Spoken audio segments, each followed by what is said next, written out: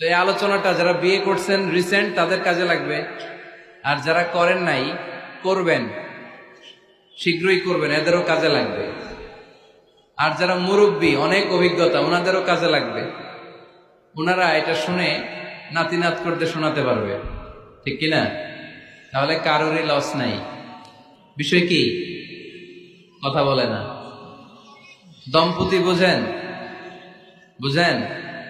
স্বামী আর স্ত্রী বানায় যেজন মিস্ত্রি, সে বড় আজব কারিগর ও মনরে সে বড় কঠিন কারিগর, ঠিক কিনা?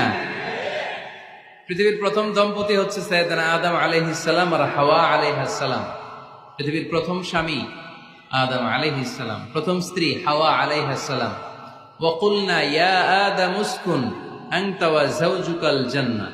আল্লাহ বললেন, আদম তুমি আর তোমার জোড়া বা তোমার স্ত্রী দুজনে মিলে জান্নাতে থাকো।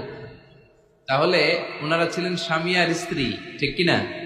তাহলে এই দাম্পত্য সম্পর্কটা এটা জান্নাতি সম্পর্ক। কি সম্পর্ক? উত্তর দিতে হবে। দৌলতপুরের ভাইরা রাগ করছেন আমার সাথে? শীত লাগতেছে? উত্তর দেওয়া যাবে আওয়াজ করে? হ্যাঁ, আওয়াজ করে উত্তর দিবেন, মুখে তালা মেরে বসে থাকা যাবে না। তাহলে পৃথিবীর প্রথম স্বামীর নাম কি? আদম আলাইহিস সালাম। পৃথিবীর প্রথম স্ত্রী হাওয়া আলাইহাস সালাম। এই দাম্পত্য সম্পর্কটা বড় মধুর, বড় গভীর, বড্ড ভালোবাসার, ঠিক কিনা?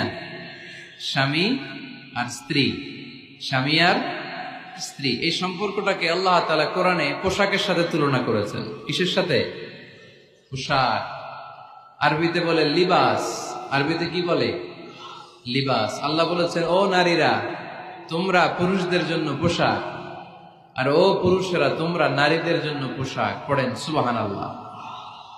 পোশাকের বেসিকলি তিনটা কাজ। কয়টা?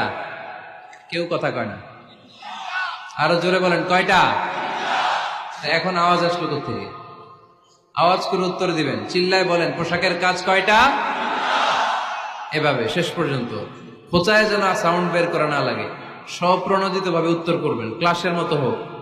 তিনটা কাজ। এক নম্বর কাজ হচ্ছে পোশাক ইজ্জতের আবরু, লজ্জাস্থান ঢেকে রাখে, ঠিক কিনা?